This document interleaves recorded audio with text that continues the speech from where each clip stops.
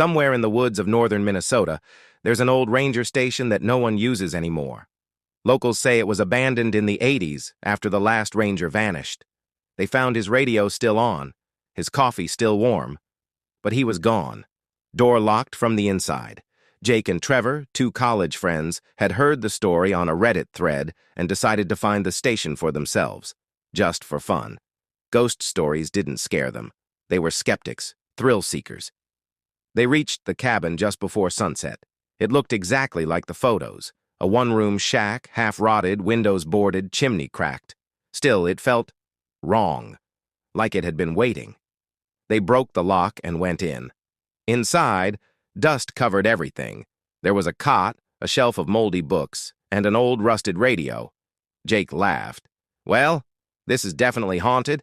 I'm getting tetanus just breathing." Trevor was quieter. He kept looking at the door. "Did you hear that?" he asked. "What?" "Knocking." Jake listened.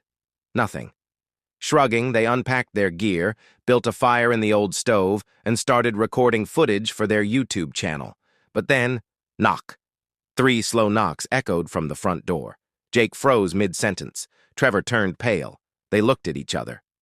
"Probably a tree branch," Jake muttered, standing. He opened the door. No one there. They stepped outside. Nothing but wind and pines. Back inside, the air felt heavier. Jake tried to brush it off. One knock. Classic horror cliché. Trevor didn't laugh. Knock, knock. 2 knocks this time, harder, closer. Jake flinched. "Okay, not funny." "I didn't do anything," Trevor whispered. The temperature dropped. The radio, completely dead for hours, crackled to life. Static, then a voice. "Do not answer the 3rd knock." Then silence. They stared at the radio. "Who said that?" Jake asked. Trevor was backing away toward the door. "No, don't go outside. That's how it gets you. I read about it.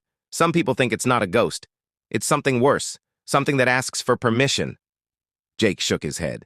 "This is stupid." Trevor's eyes widened. Knock, knock, knock.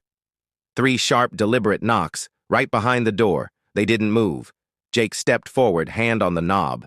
"Don't!" Trevor grabbed his arm. "Didn't you hear the voice? Don't answer the 3rd knock." Jake laughed nervously, then yanked open the door. No one was there, just the woods. And then, a 4th knock came, from inside the cabin. They turned slowly. Something was standing in the corner. Tall, thin, face covered in a burlap sack stitched shut. It raised its hand and knocked once more. Black. The footage they recorded was found weeks later. No trace of